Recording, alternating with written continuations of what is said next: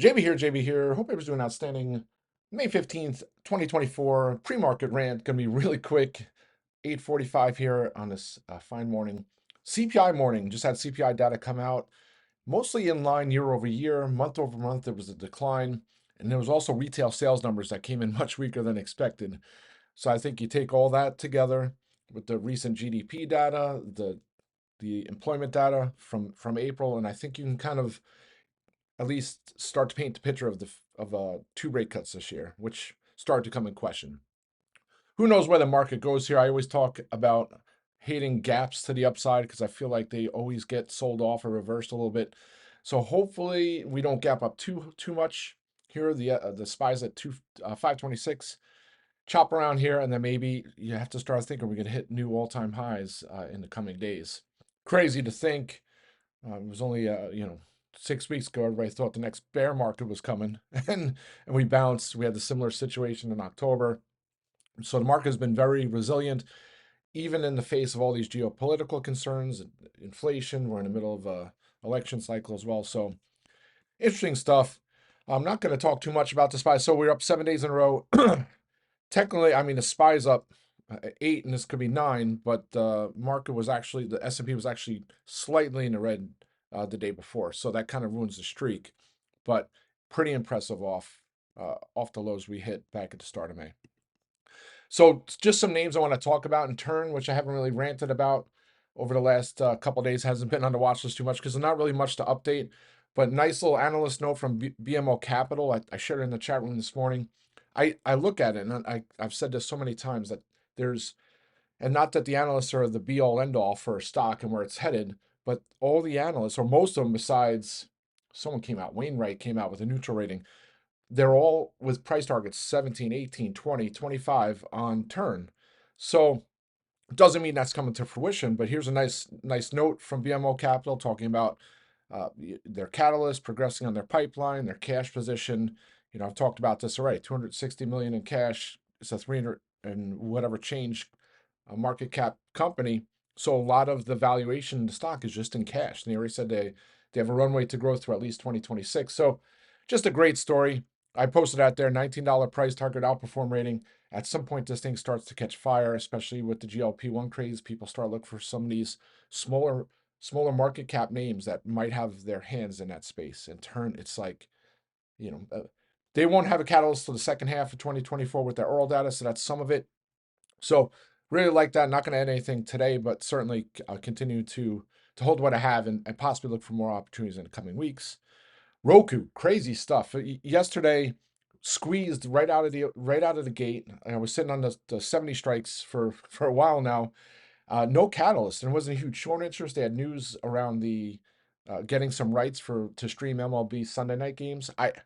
I don't think that was the catalyst, but I think at some point this thing's going to bounce. And you look at the chart, looks like it pretty much bottomed in the mid 50s, high 50s, and I love the ROKU story. I'm not saying there haven't been some issues recently, and that whole space it's been crowded, but considering its previous valuation, it's the partnerships it has, being in its content neutral platform, I have to think it trades higher in the coming weeks. So locked my 70s in, which I pretty much wrote off, and then added some later dated strikes. I think it trades north of 70 in the next week or two. So that's ROKU. iRobot, I posted, I don't know if I gave details on my last rant, but it's kind of running with the meme craze, right? So GameStop AMC, which AMC decided to do an offering today, which that CEO, I don't know why he's still in his position.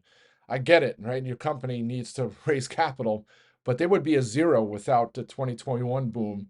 And here they are using the stock as a vehicle for an offering. And not only that, AMC went into like the mining business. There were so many things that go on with that company. It just drives me nuts. But enough of AMC and GME. But take a look at iRobot. I think it runs on its own merits, even with this short squeeze craze that we've had over the last couple of days. Made some nice profits already on the calls. Added some more strikes. I think it heads 15, and then if that breaks, I think it heads into the 20s. Trades a third of revenue, so it does what, $900 million in revenues, $300 million market cap. I've always liked the story, a substantially higher valuation than it is now. So Doesn't mean that's where it's headed. Obviously, I mean, it sold off. Amazon was going to acquire them. Big issues in the Eurozone, so they had to nix that deal. iRobot got um, a breakup fee. I don't know if that was 80, $90 million. Anyway, so I'll continue to look for that one for some opportunities, but I think it goes on its own merits, even if the short squeeze craze goes to the wayside. What to say here about Trupanion? Crazy. So it was 1801. It hit after its earnings on May 2nd in the after hour session. I put it on FinTwit. I think I posted in the chat room. It almost looked like people were just the shorts, because there's a 40% plus short interest, were hitting the bid indiscriminately, just deciding, hey, the bid is $18. The ask is $21. I'm going to sell my shares at $18, which doesn't make sense, right? But it does make sense if you're someone trying to induce other people to sell, and maybe trying to mark up the chart so it looks bearish, whatever the case may be.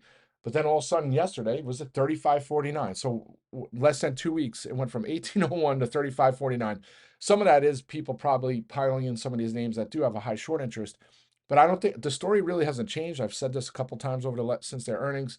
I think that pending any crazy amount of claims being filed by pet owners, 50% of their 1 million pet base, it's not going bankrupt. And then I think there's catalysts where there's possible restrictions removed from insurers. And I've said this before too.